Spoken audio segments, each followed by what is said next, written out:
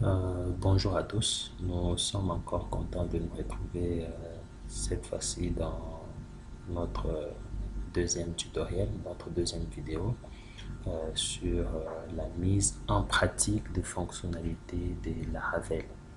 En fait, pour commencer, nous devons savoir ce qu'il faut avoir.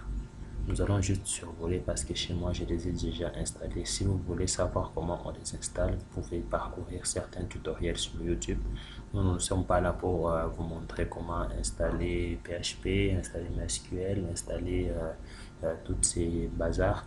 Euh, si vous voulez, vous pouvez le retrouver ou soit vous nous faites juste un commentaire où nous allons prendre seulement notre temps pour pouvoir expliquer comment nous pouvons installer PHP, installer MySQL, installer aussi autre chose que vous avez des difficultés pour y arriver. Et sans pour autant plus tarder, si nous voulons programmer en Laravel, premièrement, comme nous avons dit dans notre premier tutoriel, nous avons dit que c'était un framework conçu pratiquement en PHP. Donc, nous devons avoir un serveur PHP pour que Laravel puisse fonctionner. Et pour que nous puissions télécharger PHP, nous pouvons aller sur le site de PHP et vous pouvez chercher la version pour laquelle vous allez utiliser. Moi, j'ai utilisé la version 7.1. En fait, c'était avant ces mises à jour. J'ai utilisé cette version-là et c'est ce que je continue à utiliser maintenant. Et vous prenez la version SAF, ok? Thread SAF, c'est ce que vous allez prendre et vous allez le décompresser au niveau de votre dossier. Moi, je l'ai décompressé au niveau de ma racine, je l'ai décompressé à ce niveau-là. Et quand vous voulez décompresser, vous avez tout ça. Et ce que vous voyez ici, c'est PHP qui vous permet d'être accédé en ligne de commande. Mais si vous le décompressez, la chose à faire, c'est de prendre ce Michi, donc ces liens-là, ou soit ce chemin-là, et d'aller l'ajouter dans la variable d'environnement. Et si vous l'avez jamais fait, vous allez là, vous cliquez sur propriété et vous allez là-bas et vous allez dans advanced ainsi que variable d'environnement. Vous cliquez et vous allez au niveau du path, vous allez ajouter. Donc pour moi j'ai déjà ajouté. Donc si vous voulez ajouter pour la première fois, vous cliquez sur new, mais si vous voulez éditer, allez vous ajouter là-bas. Même à partir d'edit, vous pouvez toutefois ajouter parce qu'il y a new. Donc moi je prends ce lien-là, ou ce chemin, je l'ai mis à ce niveau et je valide. Et quand vous validez, vous allez constater que PHP sera maintenant accessible en ligne de commande. Prenons le texte, vous pouvez le faire en disant PHP help. Ok, je sais pas, ouais, voilà. Vous voyez, il marche.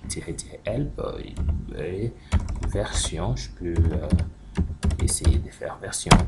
Voilà, PHP accessible en ligne de commande. Alors, comme il est accessible en ligne de commande, la deuxième chose à faire, c'est d'installer MySQL. Ok, vous pouvez installer MySQL. Moi, j'ai juste installé MySQL au niveau de. J'avais juste besoin du serveur. Ok, et j'ai pris celui-ci. C'est ce que j'ai installé. Non, pratiquement j'ai pris celui-ci, je l'ai installé. À ce moment-là, j'ai au moins MySQL accessible aussi.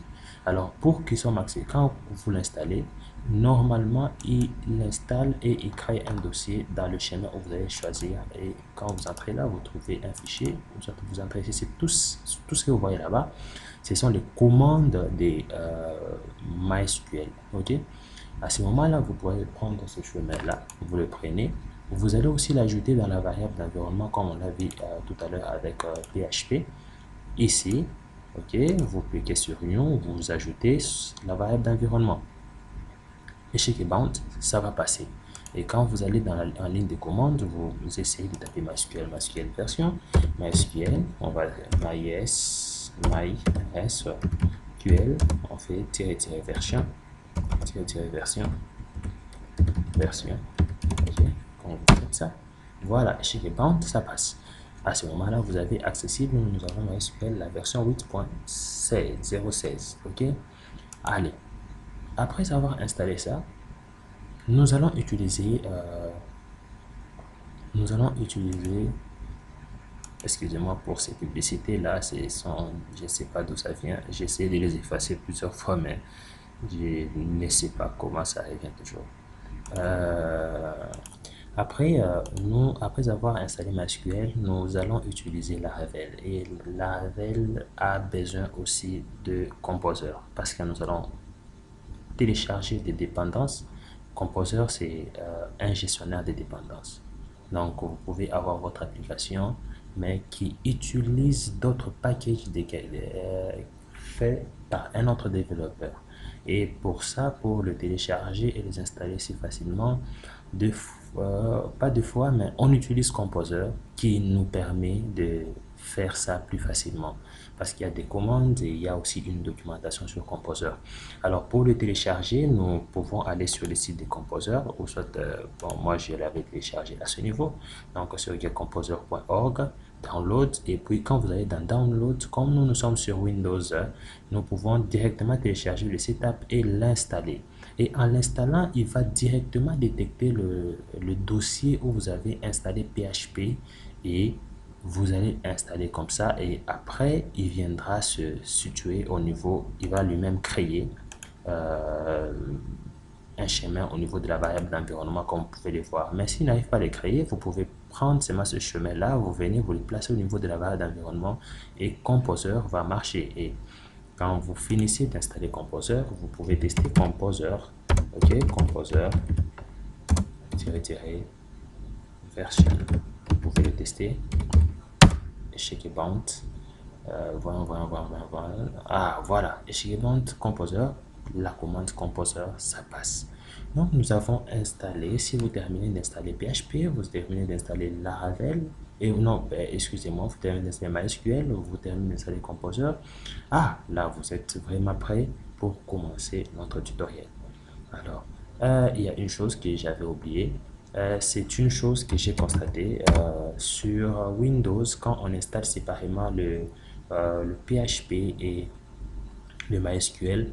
Donc, deux fois, le PHP ne communique pas. Même après avoir configuré, activé le PO, extension, tout ça, le PHP n'arrive vraiment pas à communiquer avec le MySQL directement.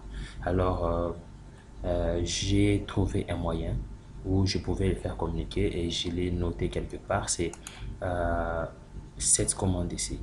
Donc, vous pouvez aller dans MySQL, vous entrez dans MySQL, comme moi j'utilise déjà le monsieur là. Je peux taper root, qui est mon mot de passe par défaut. Ok.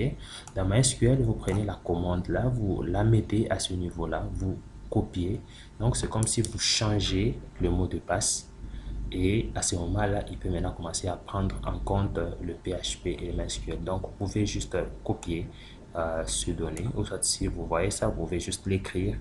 Le jour où vous allez essayer, vous voyez que ça ne marche pas, faites ça. Vous allez constater que ça marche. Moi, quand je l'ai fait, ça avait marché, ça m'avait épaté.